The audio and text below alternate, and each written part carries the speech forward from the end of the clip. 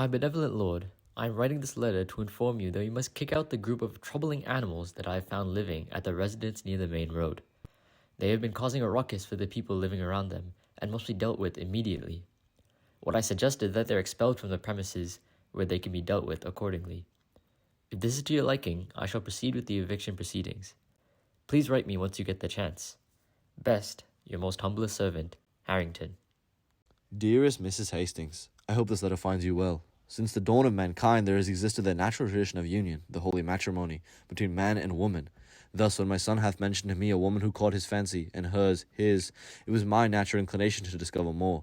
Upon further inquiry, it was revealed to me that this maiden was none other than your daughter, Miss Hastings. I cannot quite stress the joyousness by which Mrs. Edgecombe and I received this news, as we had already believed a fond relationship to have been developing between our children. It is with the most jubilance by which we await your daughter's union with my dear son. I trust that in due time, Samuel will propose to your lovely daughter, Miss Hastings.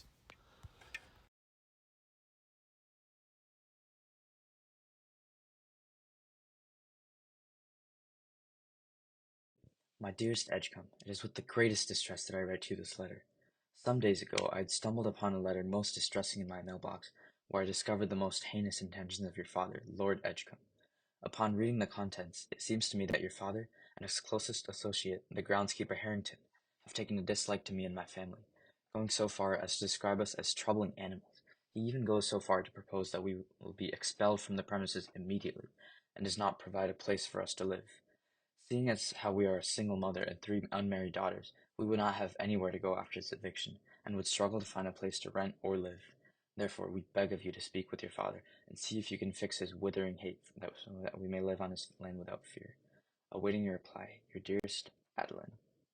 Lord Edgecombe, I have been deeply distressed by the heinous words which my daughter received, especially considering the prior considerations which we developed regarding our courtship with your very own son.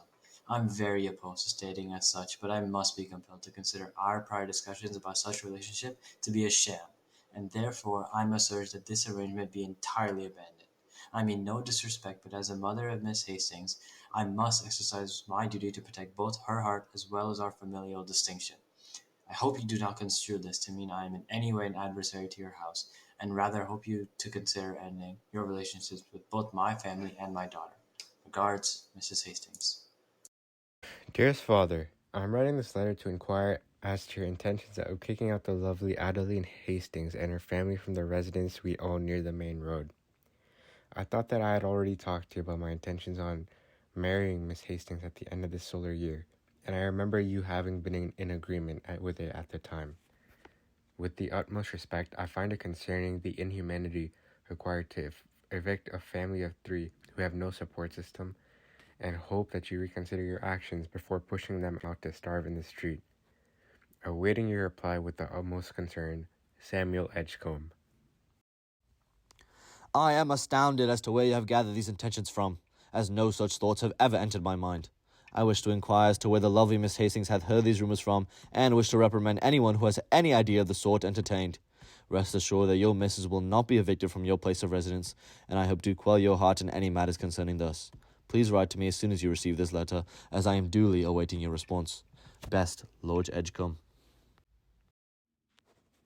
Dearest Father, I believe the situation at hand is most absurd.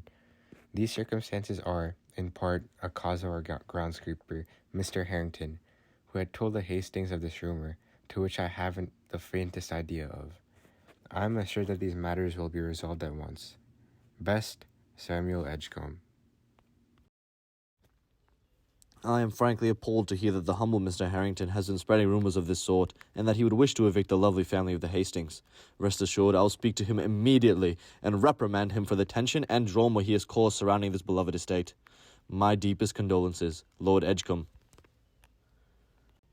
Dear Mr. Harrington, verily am I disheartened by thy recent conduct. Under no condition art thou to propagate gossip concerning the Hastings, particularly in regard to the labels upon the soil, and especially refrain from suggesting their expulsion from our estate.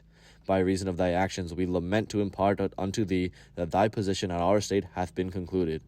Lord Edgecombe. I wholly disdain your estate. For 20 years I have remained nothing but loyal towards your family, and this is how you repay me? I hate you guys.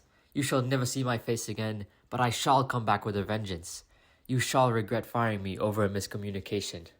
Best, Mr. Harrington.